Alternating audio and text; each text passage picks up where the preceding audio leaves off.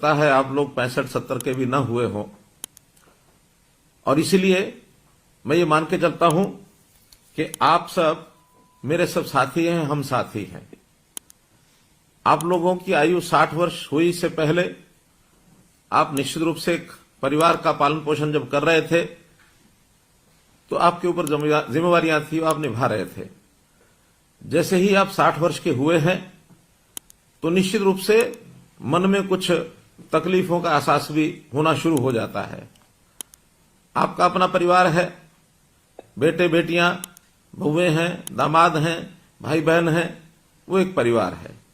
लेकिन जब मैं आप सबको देखता हूं तो मुझे भी आभास होता है कि मैं भी एक परिवार रखता हूं, लेकिन मैंने अपने उस छोटे दायरे में कभी परिवार को नहीं माना।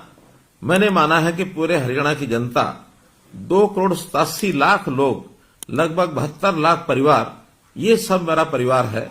और इस नाते से आप मेरे परिवार के साथी हैं, मेरे भाई बहन हैं। अब आपकी तकलीफ जब बढ़ती है तो उस तकलीफ को मैं भी महसूस करता हूं कि किस प्रकार की तकलीफें 60 वर्ष की आयु के बाद हो जाती हैं।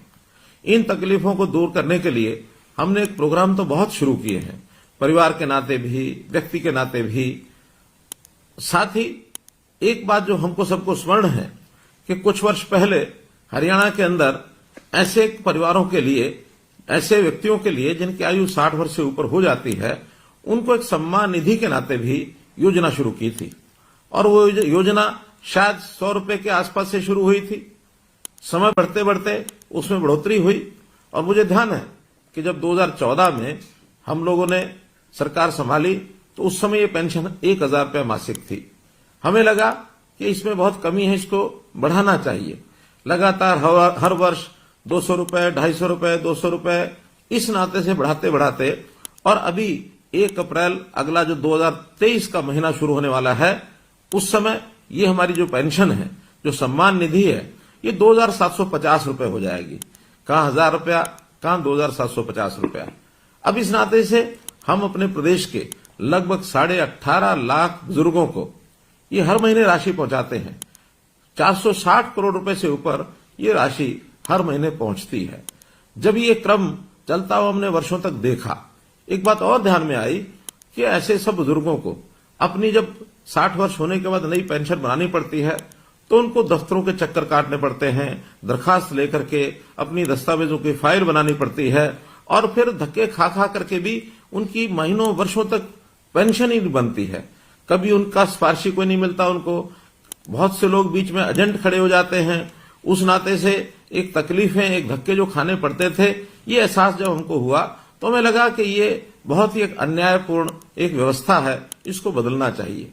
हमने इसमें बदल करके जब परिवार पहचान पत्र बनाया और हर परिवार का डाटा ये हमारे पास आ गया, तो उस परिवार के डाटा के अंतर्गत हमको पता लगा कि कितने ऐसे व्यक्ति हैं जो कब 60 वर्ष के होने वाले हैं, आयु के हिसाब से उसकी जानकारी हमें तुरंत मिलने लग गई। अब 2 ही कंडीशन है किसी भी बुजुर्ग की वो पेंशन शुरू हो, या तो व्यक्ति 60 वर्ष का हो गया है, और या फिर जो 60 वर्ष का हुआ है वो दोनों पति पत्नी की आय ये 2 लाख रुपए से कम होनी चाहिए। जब ये 2 लाख रुपए की बात आई तभी भी ध्यान में आया कि यार 2 लाख रुपए कम नहीं है, हमें लगा 2 लाख रुपया ये कम है। तो इस अगले महीने से हमने इस आय को भी बढ़ा करके 2 से 3 लाख रुपया कर दिया है, और इस 3 लाख के करने के बाद बहुत से लोग इसमें नए और जुड़ गए हैं। तब ये भी व्यवस्था बनाई कि जिस महीने में 60 वर्ष का व्यक्ति हो जाए उसको तुरंत अगले महीने से अपने आप पेंशन शुरू हो जाए। मात्र एक कागज पर आपको साइन करना होगा।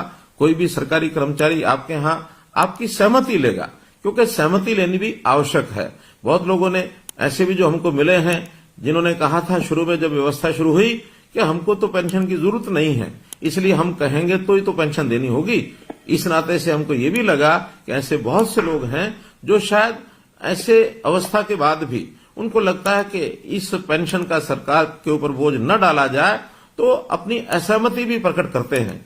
उसी में से व्यवस्था निकली कि एक बार 60 वर्ष का होते ही एक सहमति पत्र पर हस्ताक्षर जरूर लेने चाहिए। तो हमने लेने शुरू किए हैं। 1 ही महीने के अंदर अंदर वो सहमति पत्र के साइन भी हम कराते हैं, और उसके बाद उन लोगों से जो सहमति पत्र देते हैं अपने आप ही, और ये जो पेंशन है ये जाना शुरू हो जाता है। हमने लगभग 6 महीने पहले इस व्यवस्था को शुरू किया था और इन 6 महीनों में 16,500 लोगों को और ऑटोमेटिकली अपने आप पेंशन मिली। तो ऐसे जो 16,500 लोग हैं, आज मैं उन सब 16,500 लोगों से उनके साथ टेलीफोन का संपर्क करके और ये बातचीत कर रहा हूं। निश्चित रूप से आपके मैं अनुभव भी बाद में सुनना चाहूंगा कि इस ऑटोमेटिक पेंशन बनने में कहीं आपको कोई कठिनाई तो नहीं आई है। मेरा पूरा विश्वास है कि ये कठिनाई नहीं आई होगी। अगर कोई आई भी होगी तो इसको हम तुरंत जो है दुरुस्त भी करेंगे, ठीक भी करेंगे। अब ये तो ऑटोमेटिक पेंशन बनने की बात है, लेकिन हम लोगों ने इस पेंशन को जो पहले से बनी हुई है उसमें भी लगभग 18.5 लाख परिवार जो मैंने बताए हैं उनको हम ये पेंशन दे रहे हैं। और इस पेंशन के माध्यम से मुझे ये भी ध्यान है कि आखिर तो हम परिवार वाले लोग हैं, हमारे बेटे बेटियां पोते पोतियां, हमारे सब परिवार के लोग, कभी कभी उनको सहयोग करना पड़ता है, उनको मान सम्मान करना पड़ता है, उनको कोई कहीं ना कहीं दान दक्षिणा देने की भी हमारी मन की इच्छा होती है, तब भी हम देते हैं। तो एक सुविधा ये हरियाणा के लोगों को जो मिल रही है, लगभग 27,500 रुपए की जो अब योजना अप्रैल से बनी है, ये भी एक दावे के साथ मैं कह सकता हूं कि इतनी राशि केवल हरियाणा प्रदेश ही है जो ये 27,500 रुपया और ये दे रहा है, और किसी प्रदेश में इस प्रकार की व्यवस्था ये ऐसी नहीं है। तो मित्रों, भाइयों बहनों, मैं तो आपको आज यही कहूंगा कि हम लोग जो ये एक लाभ सरकार से ले रहे हैं, तो इस लाभ के बदले में हम लोगों को, क्योंकि हमारी आयु भी 60 वर्ष ही हुई है, तो 60 वर्ष होने के बाद आखिर व्यक्ति का शरीर स्वस्थ रहता है, काम करने योग्य रहता है, तो हमें अपने इस आयु के पड़ाव में आकर के अपने काम के साथ साथ सामाजिक कामों में भी जाना चाहिए। ऐसे जितने भी हमारे रिटायर्ड लोग हैं, जितने ऐसे बुजुर्ग हैं या नौजवान भी हैं जो अपने आप एक स्वयं सेवक के नाते, एक वॉलंटियर के नाते काम कर सकते हैं, उनका भी एक पोर्टल बनाया है। उनको हम रजिस्ट्रेशन कराते हैं और रजिस्ट्रेशन कराने के लिए अगर अपना मन माने कि हमको आखिर कोई ना कोई समाज का काम करना चाहिए, क्योंकि जैसे मैंने कहा ये समाज है, ये हमारा परिवार है, एक छोटा परिवार जिसके अंदर हम पैदा हुए, हमारे आगे परिवार के सदस्य, बेटे बेटियां, बहन भाई, हमारे जो दोते दोतियां, पोते पोतियां और हमारी बहुएं, हमारे दामाद, एक परिवार। दूसरा परिवार ये सारा समाज, ये भी एक परिवार है। वसुधैव कुटुंबकम, ये बात हमारे ऋषि मुनियों ने भी हमेशा कही है कि अपना जो मन है ये बड़ा करना चाहिए। ऐसा कहते हैं, अयम निजा प्रोवेति, यानी ये मेरा है, ये तेरा है। गणना लघु चेतसाम, ये छोटे दिल के लोग करते हैं। उदार चरिता नाम तो, बड़े हृदय के लोग वही होते हैं। वसुधैव कुटुंबकम, जो पूरे विश्व को, पूरे संसार को अपना परिवार मानते हैं। आखिर अपनी सोच हमको बड़ी करनी चाहिए। और अभी तक हमने शायद अपने परिवार पालन पोषण में ही सारा समय लगाया होगा, लेकिन एक आयु के पड़ाव के बाद, जैसे हमारी प्राचीन परंपरा होती थी वानप्रस्थ आश्रम की, तो इस वानप्रस्थी आश्रम के अंदर जाकर के हमको समाज की भी चिंता करनी चाहिए। क्योंकि कभी भी कोई एक अकेला व्यक्ति या एक अकेला परिवार ये अपने आप में पूर्ण इकाई नहीं हो सकते, अपने आप में सारा काम अपने आप नहीं कर सकते। हमको प्राय सभी काम करने के लिए समाज की भी आवश्यकता होती है। यदि सारे समाज की हम चिंता करेंगे तो समाज हमारी भी चिंता करेगा। तो इसलिए वॉलंटियर बनने के लिए हमने जो पोर्टल बनाया है, उस पोर्टल के बारे में मैं बताता हूं।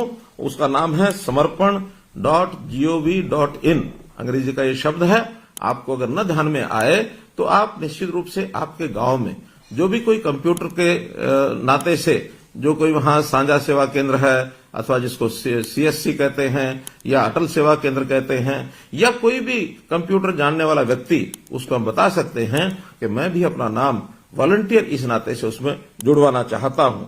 तो इस नाते से हम और वॉलंटियर बन सकते हैं। हमने इस प्रकार की सेवाएं बहुत, जो खास करके बुजुर्गों के लिए तो शुरू की हैं, समाज के हर वर्ग के लिए हम परिवार पहचान पत्र के माध्यम से उनकी योग्यता के, उनकी क्षमता के हिसाब से, उनकी स्थिति के हिसाब से, खास करके आर्थिक स्थिति के हिसाब से बहुत सी योजनाएं हमने शुरू की हैं। हमने इस परिवार पहचान पत्र के अंदर जितने भी नागरिक हैं, अर्थात 2,87,00,000, इनको 6 भागों में बांटा है। 0 से 6 वर्ष तक जब बच्चे होते हैं, बहुत छोटे बच्चे, आखिर उनकी भी संभाल करनी होती है। हमने महिला एवं बाल कल्याण विभाग के नाते से उनको ये जिम्मा सौंपा है। हमारी आंगनवाड़ी वर्कर्स, हमारी आशा वर्कर्स,